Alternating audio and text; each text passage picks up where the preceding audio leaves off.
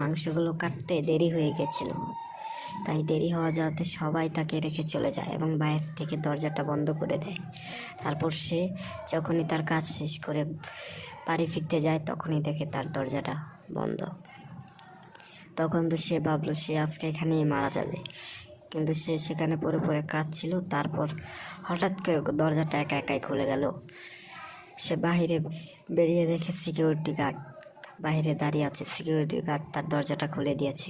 তখন সে তো আত্মহারা খুশিতে সে বলে উঠল সিকিউরিটি গার্ডকে, কাকা আপনার তো এখানে এই সময় আসার কথা না, কিন্তু এই সময় আপনি এখানে আসলেন কেন?